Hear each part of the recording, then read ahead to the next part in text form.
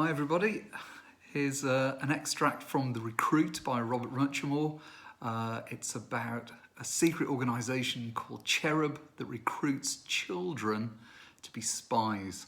It's a fantastic book, it's one of my favourites and it's one of a whole series of them, and here are the first two chapters.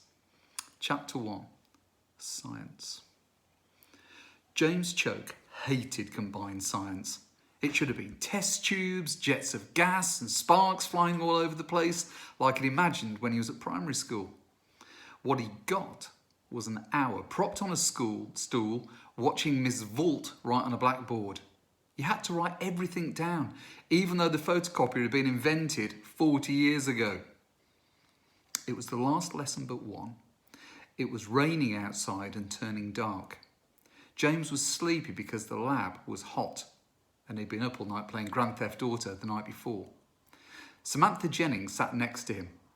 Now, teachers thought that Samantha was fantastic. She was always volunteering for stuff, neat uniform, gloss nails. She did all her diagrams with 3 different coloured pens and covered her exercise books in wrapping paper so they looked extra smart. But when the teachers weren't looking, Samantha was a total cow. James hated her.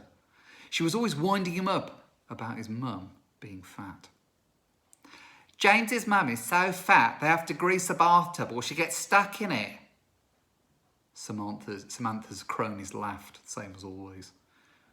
Now, James's mum was huge. She had to order her clothes out of a special catalogue for fat people. And it was a bit of a nightmare being seen with her. People pointed, stared, little kids mimicked the way she walked. Now, James loved his mum, but he tried to find excuses when she wanted to go out somewhere with him. I went for a 5-mile jog yesterday, Samantha said. I went 2 laps around James's mum.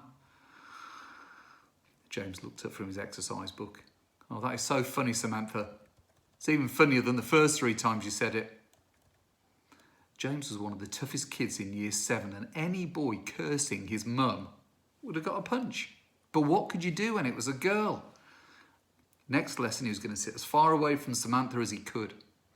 Your mum is so fat. James was sick of it. He jumped up and the stool tipped over backwards behind him. What is it with you, Samantha? James shouted, and the whole lab went quiet. Every eye turned to the action. What's the matter, James? Samantha grinned. Can't take a joke? Mr. Choke, will you pick up your seat and get on with your work? Miss Vault shouted. Yeah, you say one more word, Samantha, and I'll... But James was never very good at comebacks. Oh, bloody...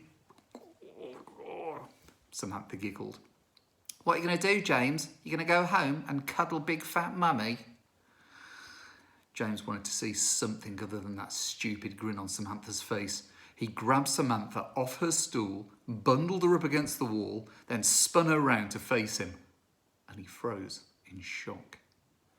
Blood was running down Samantha's face. Her cheek had a long cut where it had caught on a nail that must have been sticking out of the wall. James backed away, scared. Samantha cupped her hands over the blood and started bawling her head off.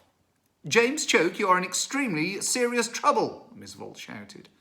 Everyone in James's class was making some sort of noise. James couldn't face up to what he'd done. No one was going to believe that it was an accident. He made a run for the door. Miss Vault grabbed James's blazer. And where do you think you're going? Get out of my way, James shouted. And he gave Miss Vault a shove. She toppled backwards, limbs flipping helplessly in the air like a beetle turned upside down. He slammed the classroom door and ran down the corridor. The school gates were locked, but he escaped over the barrier into the teacher's car park. James stormed away from school, muttering to himself, getting less angry and more scared, as it dawned on him that he was probably in the deepest trouble of his life. He was going to be 12 in a few weeks' time. He started wondering if he was going to live that long. His mum was going to kill him. He'd definitely get suspended. It was probably bad enough to get expelled. By the time James got to the little playground near his flats, he actually felt sick. He looked at his watch. See, if he went home this early, his mum would know something was up. He didn't have change for a cup of tea from the chip shop, so the only thing to do was to go into the playground, and shelter from the drizzle in the big concrete tunnel. The tunnel seemed smaller than James remembered. There was graffiti sprayed all over it and it smelled like a dog had peed inside. James didn't mind. He felt he deserved to be somewhere cold that smelled of dog. He rubbed his hands to get them warm and remembered about when he was little. Because his mum was nowhere near as fat in those days.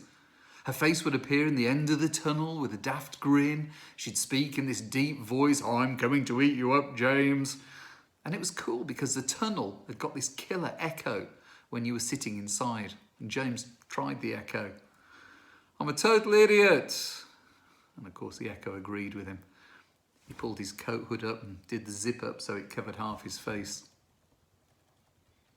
After half an hour of sulking, James knew that he got two options: stay in the tunnel for the rest of his life or go home and get killed. James stepped into the hallway of the flat and checked the mobile phone on the table under the coat rack. 12 missed calls, unidentified number. It looked like school had been trying to get hold of his mum pretty bad, but she hadn't answered. I mean, James thanked God, but wondered why she hadn't picked up. And then he noticed Uncle Ron's jacket hanging up. Now, Uncle Ron had turned up when James was a toddler. It was like having a loud, smelly rug in the flat. Ron smoked, drank, and he only went out to go to the pub. He got a job once, but it only lasted a fortnight. Now, James had always thought Ron was an idiot, and his mum had eventually agreed and kicked him out, but only after she'd married him and given birth to his daughter. Even now, James's mum had a soft spot for Ron. They'd never got divorced. Ron turned up every few weeks, supposedly to see his daughter, Lauren, but mostly he came when Lauren was at school, and he was short of a few quid. James walked into the living room. His mum, Gwen, was spread out on a sofa. Her feet were up on a stool and her left leg was bandaged. Ron was in an armchair, feet on the coffee table, toes poking out of his socks, and they were both drunk. "Mum, you're not supposed to drink with your pills," James said, so annoyed that he forgot about his own problems. Ron straightened up and took a drag of his cigarette. "Hey, Jamie boy, Daddy's home," Ron said, grinning. James and Ron eyed each other up. "You're not my father, Ron," James said. "Nah," Ron replied. "Your dad legged it the day he saw your ugly face." James didn't want to say about school in front of Ron, but the truth was eating him. "Mum, something happened at school, but it was an accident." "Wet your pants again, did you?" Ron giggled. James didn't want to take the bait. "Listen, James, me darling," Gwen said, slurring her words. "Whatever trouble you're in this time, look, we'll talk later. Go and get your sister from school. I've had a few too many drinkies and I'd better not drive." "Look, no, I'm sorry, Mum, but it's really serious. I have to tell you." "Can you just go and get your sister, James?" his mum said sternly. "Come on, my head's pounding." "But Lauren's big enough to come home by herself," James said. "No, she isn't," Ron interrupted. "You do what you're told. He needs my boot up his backside, if you ask me." "Oh, yeah? And how much money does he want this time?" James asked sarcastically. Gwen waved a hand in front of her face. She was fed up with both of them. "Can't you two stay in the same room for 2 minutes without fighting? James, go and get my purse. Buy something for tea on the way home. I'm not cooking tonight." "Yeah, but..." "Get out, James, before I lose my temper." James couldn't wait until he was old enough to batter Uncle Ron. His mum was okay when Ron wasn't around. James found his mum's purse in the kitchen. A tenner was enough for his dinner, but he took 2 20s. Ron was going to steal everything in the purse before he left, so James wouldn't get blamed. And it felt nice stuffing 40 quid into his school trousers. Gwen never left anything lying around that she didn't expect James or Ron to steal.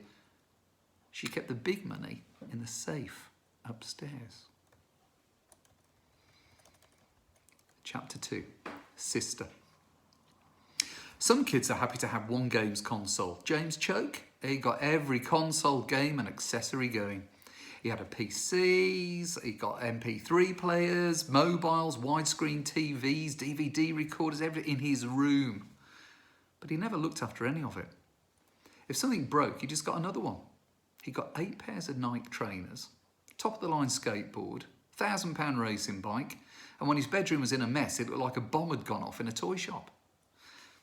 Now, James had all of this because Gwen Choke, his mum, was a thief. She ran a shoplifting empire from her armchair while she watched daytime soaps and stuffed chocolate and pizza in her face. She didn't steal. Gwen took orders from people and then passed them down to thieves who worked for her. She covered her tracks, never going near stolen goods herself and switching mobiles every few days so the police couldn't trace her calls.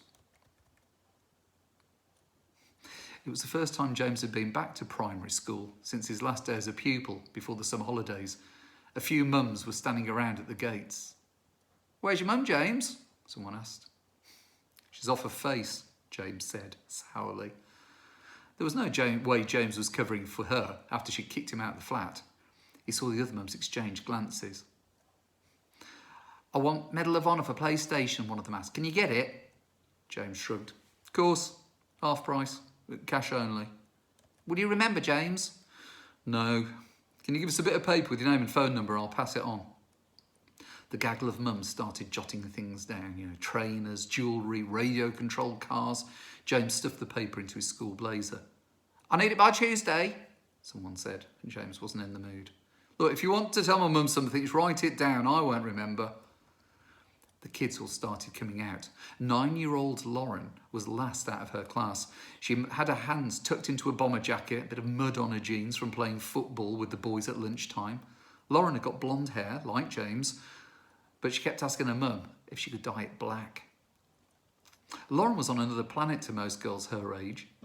She didn't own a single dress or skirt. She'd microwaved her Barbies when she was 5 and she hadn't touched one since. Gwen Choke said if there were 2 ways of doing something, Lauren would always pick the third one. "I hate that old bat," Lauren said when she got near James. "Who?" James asked. "Mrs. Reed. Gosh, she gave us sums and I did them in about 2 minutes and she made me sit still for the rest of the lesson, waiting for all the dumb kids to finish. She wouldn't even let me go to the cloakroom and get my book." James remembered Mrs. Reed had done the same thing when she was his teacher 3 years earlier. It was like getting punished for being clever. "Why are you here anyway?" Lauren asked. "Mum's drunk." "She's not supposed to drink until after the operation." "Yeah, don't tell me," James said. "What can I do about it?" "How come you got home early enough to pick me up?" "I got in a fight. They sent me home." Lauren shook her head, but she couldn't help smiling. "Another fight? That's 3 this term, isn't it?" James didn't want to talk about it. "Right, what do you want first?" he asked. "Good news or bad news?" Lauren shrugged. "Just tell us." "Right, your dad's indoors. And the good news is Mum gave us money to get a takeaway. He should be gone by the time we get home." They ended up in a burger place. James got a double cheeseburger meal. Lauren only wanted onion rings and a Coke. She wasn't hungry, so she got handfuls of those little milks and sugar packets and she made a mess on the table while James ate. She tipped out loads of sugar, soaked it with milk, and then shredded the paper wrappers and just stirred it all up. "What are you doing that for?" James asked. "As a matter of fact," Lauren said acidly, "the entire future of the Western civilization depends upon me making a smiley face with this ketchup." "You realise some poor sod's got to clean all that up?" James said. "Not my problem," Lauren shrugged. James tucked in the last mouthful of his burger and realised he was still starving. Lauren had hardly touched her onion rings. "You eating those?" James asked. "Well, have them if you want. They're stone cold." "Well, this is all we've got for dinner. You better eat something." "I'm not hungry," Lauren said. "I'll make a toasted sandwich later." Oh, James loved Lauren's toasted sandwiches. They were mad. She got Nutella, honey, icing sugar, golden syrup, chocolate chips, whatever sweet stuff was going, all poured on thick. The outside was crispy and the hot gloop was about 3 centimetres deep in the middle. You couldn't eat one without burning your fingers. "Yeah, well, you better clean up afterwards," James said. "Mum blew a stack last time you made them." When James turned into his road, it was nearly dark. 2 guys came out from behind a hedge. One of them grabbed James and knocked him against a wall, pulling his arm tight behind his back. "Hello, James," he said, his mouth up against James's ear. "We've been waiting for you." The other guy grabbed Lauren and stuck his hand over her mouth to stop her screaming. James's opinion of his own intelligence hit an all-time low. While he'd been worried about getting in trouble with Mum, school, maybe even the police, he'd forgotten something. Samantha Jennings had a 16-year-old brother. Now, Greg Jennings hung out with a bunch of crazies. They were the king of the estate where James lived, smashing up cars, mugging people, getting into fights. If another kid saw them, he'd look down at his shoes, cross his fingers and be happy if all he came away with was a slapped face and his money taxed. A good way to upset the gang was to beat up one of their little sisters. Greg Jennings grazed James's face along the bricks. "It's your turn now, James." He let go of James's arm. James could feel the blood dribbling down his nose and cheek. There was no point struggling. Greg could snap him like a twig. "Are you scared?" Greg asked. "'Cause you ought to be." James tried to speak and his voice didn't work, and the way he was trembling seemed to answer anyway. "You got money?" Greg asked. James took out the rest of the £40. "Ah, nice one." "Please, don't hurt my sister," James begged. "My sister has got 8 stitches in her face," Greg said, pulling a knife out of his pocket. "Lucky I don't go around hurting little girls, or your sister might end up with 80 stitches. Greg sliced off James's school tie. Then he cut the buttons off his shirt and slashed up the trousers. "This is just a start, James," Greg said. "We are going to be seeing a lot of each other." A fist smashed into James's stomach. Now, Ron had hit James a few times, but never that hard. Greg and his henchmen walked off. James had just crumpled to the ground. Lauren walked over to James. She didn't really have much sympathy for him. "You got in a row with Samantha Jennings." James looked up at his sister. He was in a lot of pain and ashamed of himself. "She got cut by accident. I only meant to scare her." Lauren started walking away. "Help me up, Lauren. Come on, I can't walk." "Crawl then." Lauren went a few more paces before she realised that she couldn't abandon her brother, even if he was an idiot. James stumbled towards home with his arm around Lauren's back. It took all of her strength to hold him up.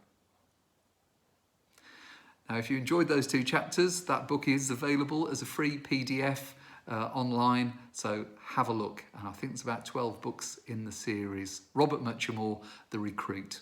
Enjoy.